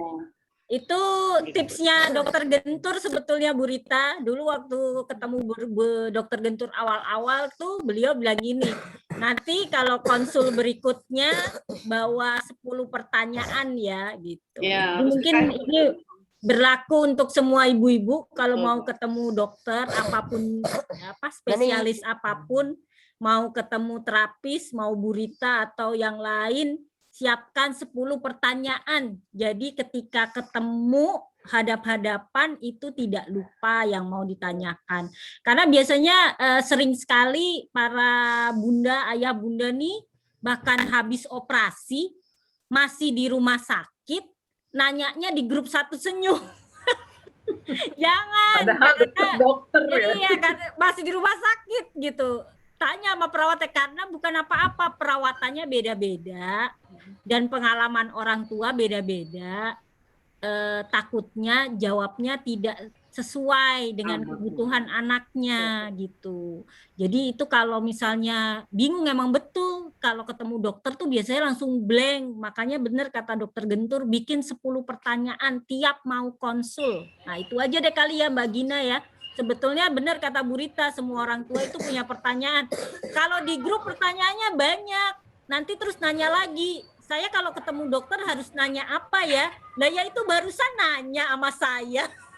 Atau gitu, japri ke aku. Bu Dia, saya punya problem gini gitu. Cerita tuh dia pengalaman problem anaknya. Terus saya rekomen ketemu Bu Rita aja deh. Terus nanya balik Bu Rita, nanti kalau sama Bu Rita saya ngomong apa ya? Lah ya barusan itu.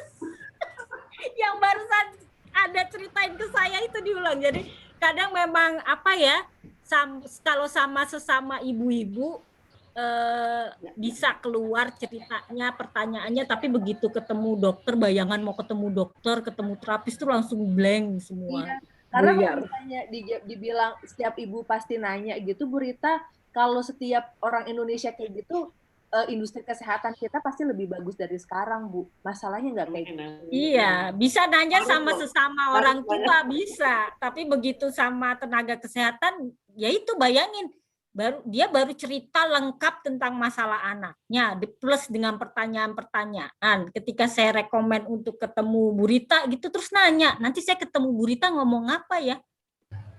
Bisa, padahal itu paragraf sebelumnya. Iya. Gitu. Ya pokoknya tipsnya itu memang harus dibuat pertanyaan dulu ya, supaya dia memang datang nggak sia-sia ya. Artinya nggak apa yang dia pertanyakan bisa dijawab gitu. Terus satu lagi Bu, bukan pengumuman, info aja.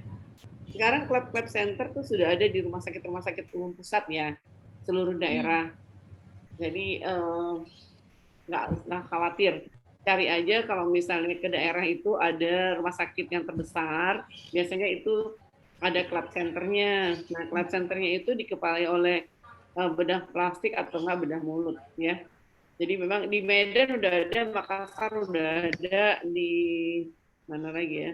Surabaya Indonesia Timur Bu, ada. Kupang ya? Apa waktu itu yang Bu Rita bilang Kupang apa Lombok apa mana ya? Yang Indonesia Timur itu waktu itu?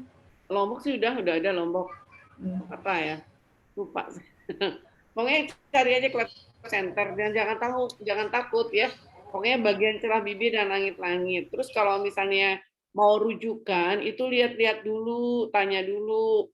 Kalau misalnya banyak nih yang harapan kita taunya salah gitu ya.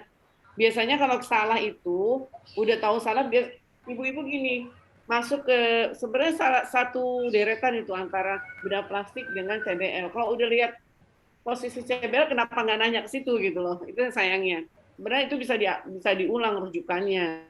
Tapi intinya kadang-kadang nggak mau nunggu lama operasinya. Iya, Tuh. Dan hasilnya nangis-nangis. Akhirnya jelek. Soalnya kalau udah revisi kan udah nggak bisa BPJS. Kalau misalnya awal itu mesti bisa BPJS. Kalau revisi udah nggak bisa. Itu yang repotnya.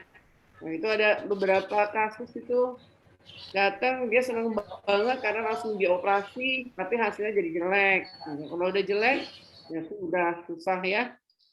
Jadi memang harus diingetin tuh kalau misalnya memang ke pusat atau kemana, cari dulu nih dokternya dokter apa, nanti bisa rujukannya sesuai dengan basic dokter itu ya. Jadi jangan salah, soalnya satu rumah sakit itu ada 2, bedah mulut dan bedah plastik semuanya gitu. Iya. Jadi sama itu berlaku juga sebetulnya di WA group, karena ternyata kalau kadang-kadang beberapa waktu yang lalu saya bikin pengumuman gitu ya, yang anaknya BB-nya nggak naik-naik, japri gitu. Ternyata itu masih cukup banyak, padahal tips-tips dan pembicaraan tentang bagaimana cara menaikkan berat badan itu sudah sering sekali dibicarakan di grup. Ya mungkin nggak nyalain juga ya, orang tua banyak pekerjaan, nggak kayak saya yang mantengin WA.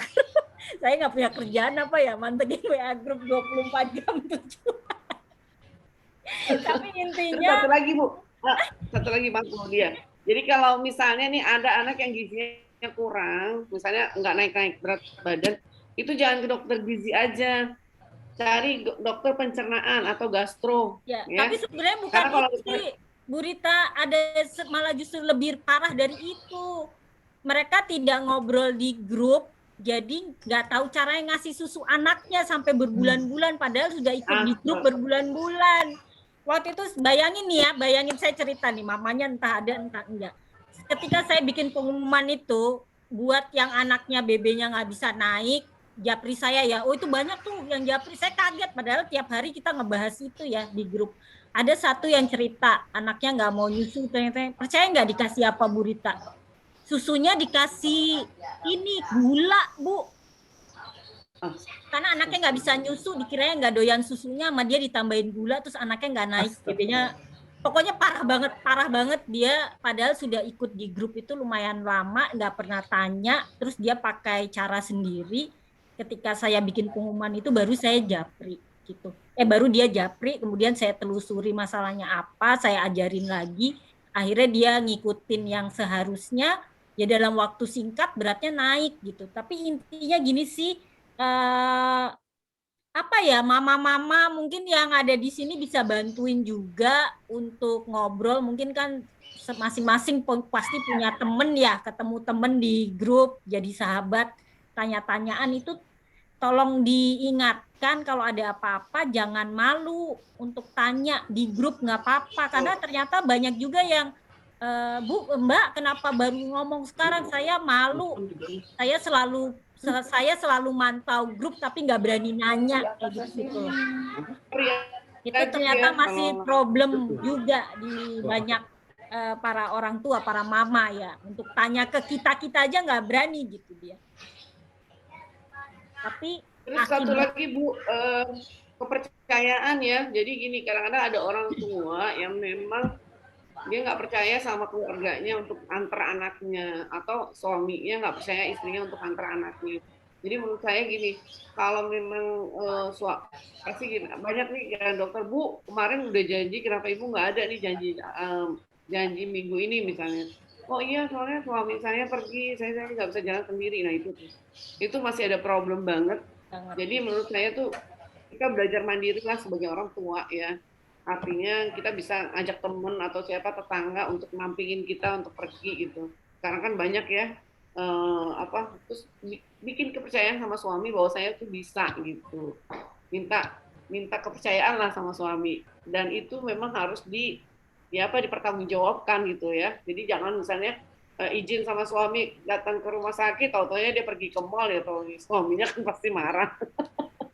Jadi halo, masih dengar ya? Jadi memang itu kepercayaan keluarga terutama dibentuk oleh ibunya dulu ya. Jadi kalau ibunya kuat, ibunya hebat, artinya bisa nih aku mandiri untuk melakukan sesuatu terhadap anakku, pasti seluruh keluarga percaya gitu dan mungkin pasti ngedukung. Tapi kan kadang-kadang orang tuanya ini ya, ibunya ini yang memang yang nggak mandiri gitu, yang sayang banget padahal rumahnya deket, tinggal naik angkot aja bisa gitu, tapi ternyata nggak bisa berani untuk jalan sendiri, itu kan sayang, kasihan.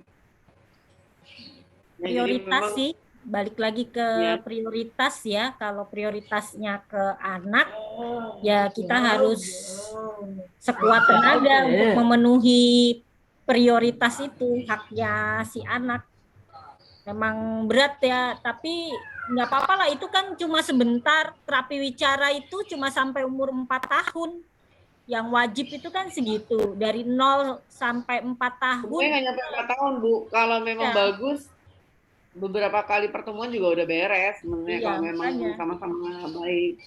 Jadi termasuk Bu Dwi jangan juga malah justru karena kita maju mundur jadi gini, orang tua pikirnya begini, terapi wicara itu mahal dan lama gitu ya. Terus jadi separuh-separuh tuh niatnya untuk bawa terapi wicara anak. Padahal dengan niat yang separuh-separuh itu jadi justru makin lama dan makin mahal. Bener nggak Bu Rita ya? Kalau kita niat, ya kita lakukan rutin, datang seminggu sekali. Itu bisa sebulan 2 bulan sudah selesai. Mbak Dwi tuh 3 bulan ya Mbak Dwi ya, Bintang ya, terapi wicara. 4 bulan Mbak. Iya, kalau Rael dari sekarang ya Mbak. Kalau Rael sama Bu Rita yang seminggu sekali itu cuma 2 bulan, cuma 10 kali pertemuan. Jadi 1 kali assessment terapi wicaranya itu cuma 9 kali. Bayangkan, setelah itu sebulan sekali, udah nggak perlu mikirin biaya lah ya kalau sebulan sekali. Tapi kitanya harus niat banget, seminggu sekali itu mau ada apapun juga datang. Jadi dia jadi yang utama lah, yang lain kalah dulu untuk datang setiap minggu ketemu Bu Rita itu. Cuma 2 bulan, 3 bulan, 4 bulan paling lama ibu-ibu niatnya, nggak sampai setahunan, nggak sampai bertahun-tahun kalau misalnya rajin plus latihan di rumah. Gitu. Apalagi ya, udah mau. Oh itu lagi nih, sekarang banyak anak kembar nih Bu. Oh iya, betul. Yang CBL 1. Anak kembar dan nggak kembar juga sih, adik kakak setahun gitu kan, kayak anak kembar jadinya juga ada ya. Jadi gini, kalau misalnya kakaknya kelainan bicara, anaknya juga yang normal ikutan nih, atau adiknya. Malah aduh kesian banget gitu ya. Ini ada kasus udah 5 tahun atau 6 tahun baru datang ke saya nih ya. Adiknya pun nggak CBL, nggak apa-apa, suaranya sengau, bayangin aja. Saya sampai nyenterin mulutnya, sampai saya cekin, ini nggak ada masalah. Ternyata memang dia ya behavior, artinya lingkungan yang ngebentuk. Artinya anaknya itu memang orang tuanya yang tidak, terutama mungkin jarang ngajak bicara, yang ngajak bicaranya ada kakaknya aja gitu. Jadi ya sama persis suaranya sama kakaknya. Jadi malah saya bilang, Bu, Ibu datang aja deh yang kakak, yang adik yang normal, saya gratisin untuk terapi kalau memang Ibu siap untuk datang tiap minggu. Saya bilang, kasihan banget soalnya anaknya normal tapi suaranya jadi karena Bu Rita kayak belajar. Saya dulu baru ingat, saya biasanya kalau ngobrol sama ibu-ibu tuh anggaplah terapi wicara itu seperti kita belajar bahasa baru sebetulnya kan.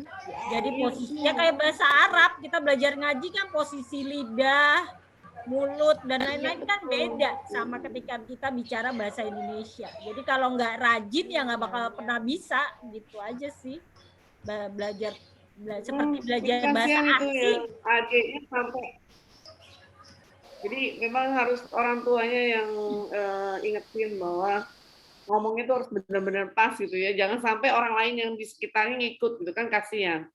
Yang artinya yang CBL aja kita harus normal, apalagi yang normal, jangan sampai yang suara yang mirip anak CBL. Ini saya juga sampai, aduh ibu saya stres juga nih, saya bilang, kok sampai bisa begini, kok ibu baru sekarang datang, saya bilang. Ya bu, saya jadi panik, udah dibully sama teman-temannya. Aduh, padahal adiknya itu normal, benar-benar normal. Maksudnya jangan sampai nanti kejadian sama yang lain ya. Soalnya itu luar biasa, potensi anak kan income-nya ibu-ibu lah nanti di masa depan gitu ya. Jangan sampai yang normal itu jadi yang nggak normal, sayang gitu ya. Yang artinya yang punya sesuatu hal aja yang harus diperbaiki, ya kita harus perbaiki. Kalau bisa yang benar-benar normal gitu ya. Jangan sampai yang normal jadi nggak normal. Aduh, sedihnya luar biasa saya. Saya tuh sakit banget pas asesmen tuh, nyet banget kayaknya dada tuh. Gitu. Kenapa sih? Jadi sampai kepikiran, sampai apa ya? Kepikiran sampai saya doa gitu saat sholat. Ya Allah, jangan sampai orang ini anak ini yang bagus ya dia nggak bagus gitu. Sampai aduh. Itulah kadang-kadang kok bisa gitu, jangan sampai ya. Nanti kalau bisa tips-tips orang tua bahwa walaupun anak CBL, ajarin ngomong yang betul, artikulasi yang bagus, yang pas gitu ya. Jangan ngikutin ke artikulasinya anak itu, misalnya bilang baju atau dibully-bully dengan kata-kata yang suara-suara yang jelek gitu ya. Jadi mohon di ucapan yang bagus, artikulasinya yang tepat kalau ngomong sama anak, supaya benar-benar bagus gitu ya. Dan jangan sampai yang normal, anak yang satu lagi normal, tapi kok jadi begini gitu ya.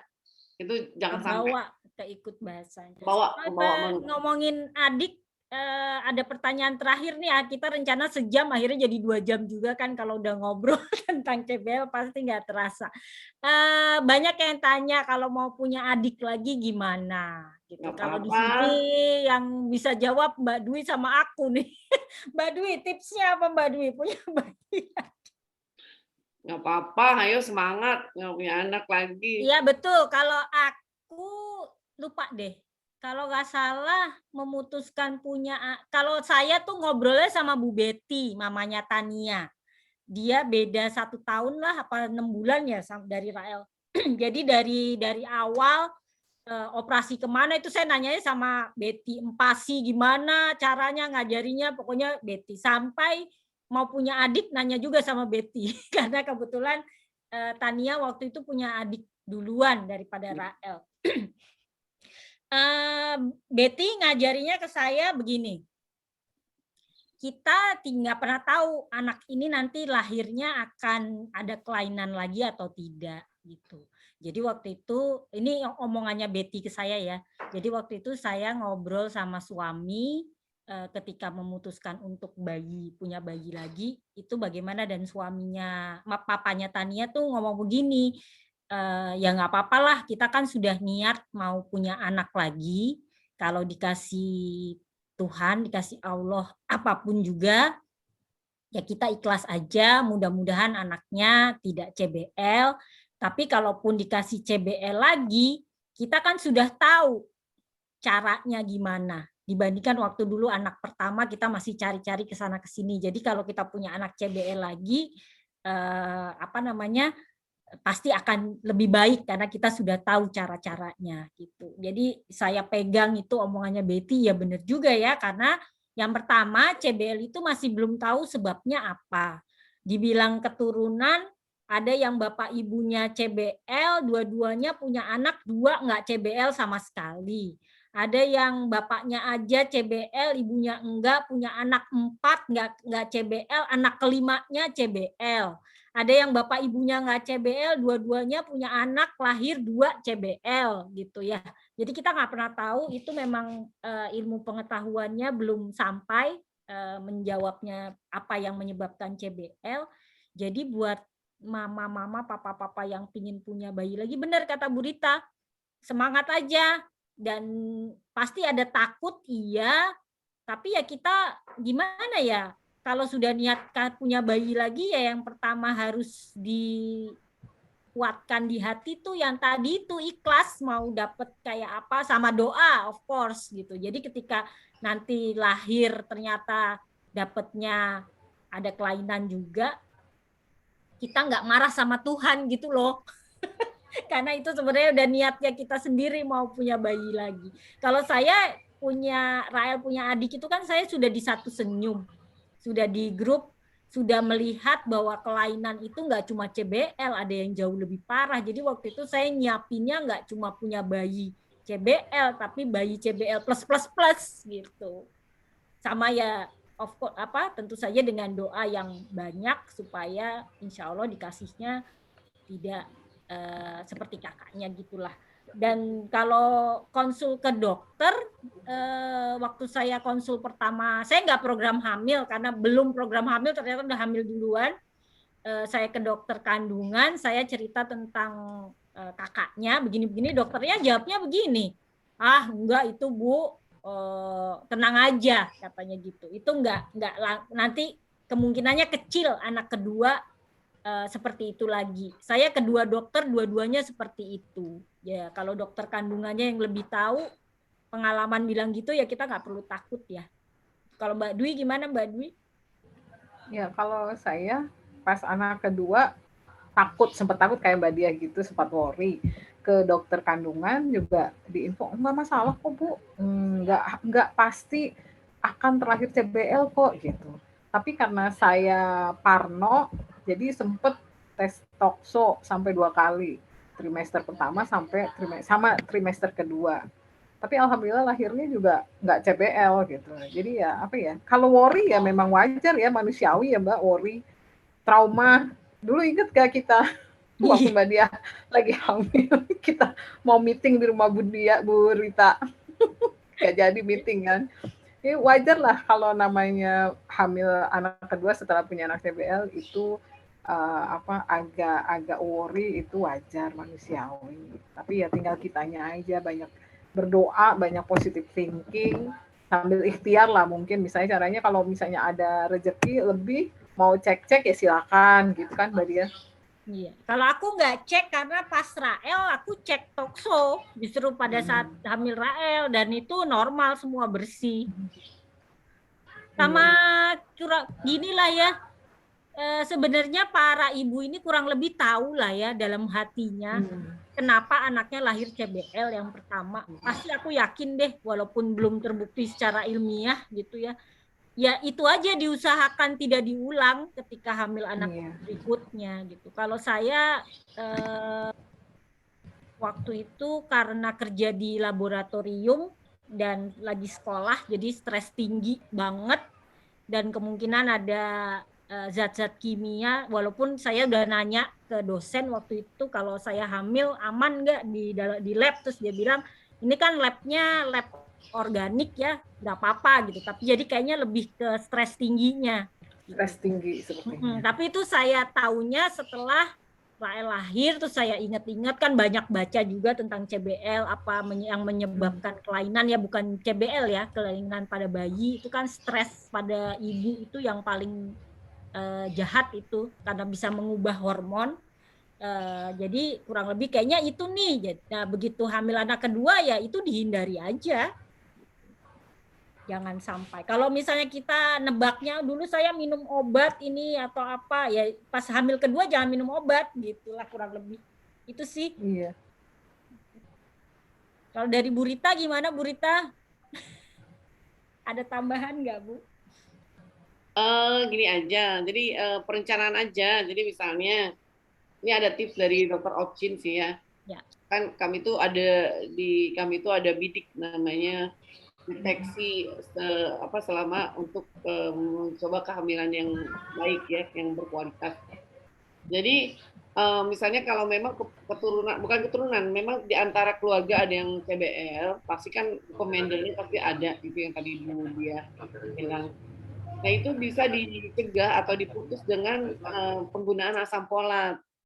Asam folat misalnya di tahun depan rencana mau punya adik nih anak ini. Jadi paling tidak ibu atau keluarga yang mau berencana mau punya bayi lagi itu konsul ke Opchin atau ke bidan atau ke yang lain untuk diberikan terapi asam folat biasanya.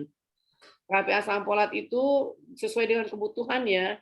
Karena memang kalau kebanyakan asam folat itu nanti bisa terurai oleh urin ya lewat ginjal.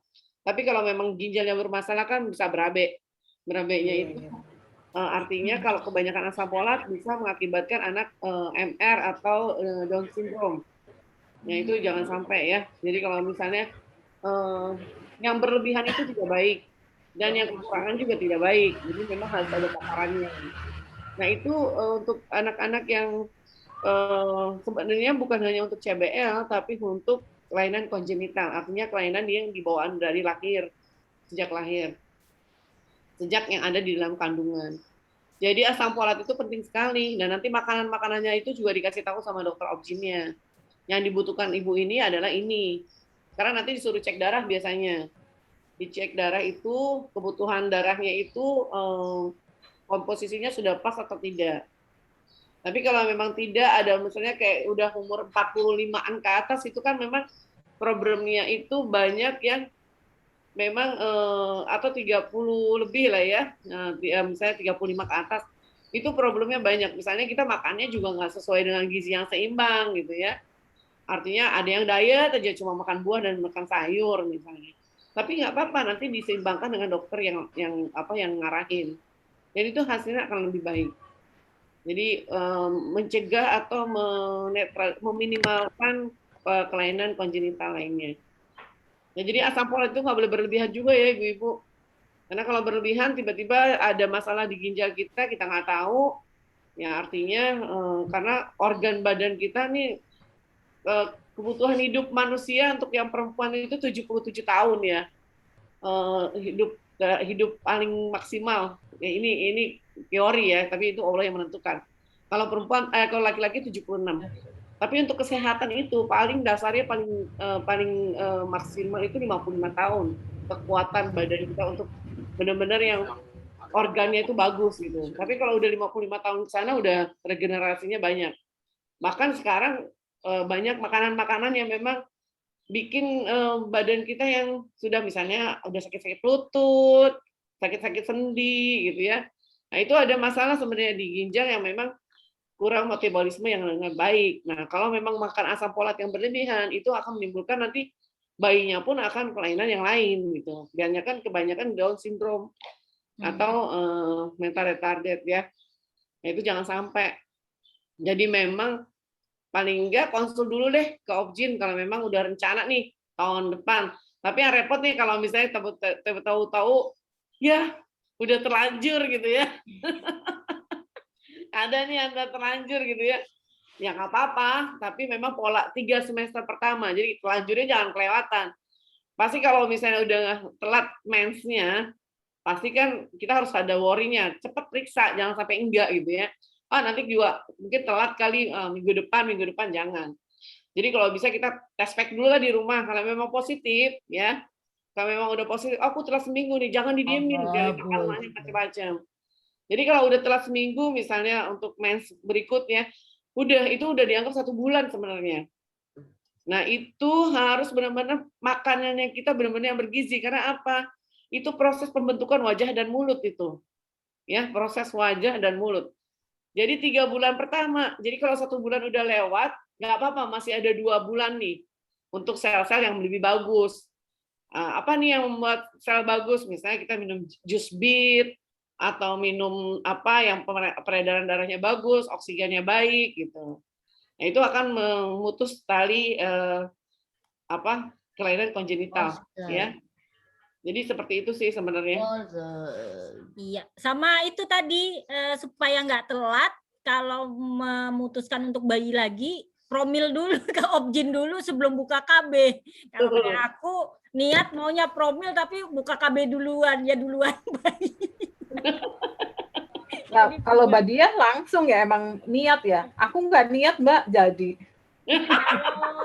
Aku niat punya adik karena kan pakai KB supaya ya kalau aku kebetulan memang padahal udah umur ya Bu Rita, Rael itu lahir aku umur 37. Oh iya. Tapi dicolek sebentar aja sama bapaknya langsung jadi. Nah, iya.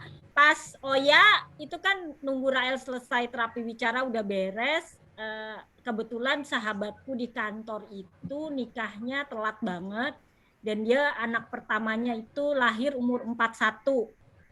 Jadi waktu itu aku tanya sama dia, Mbak waktu hamil umur berapa gitu, umur segini, lahir segini, kan anaknya sehat, nggak kenapa-napa tuh. Padahal anak pertama ibunya lahiran umur 41 tuh saya hitung-hitung kalau saya hamil lagi adiknya Rael lahirnya pas umur 41 juga. Jadi aku bismillahirrahmanirrahim min koman kamin kagak kenapa-napa, udah ngikutin temenku aja. Jadi bukan doa.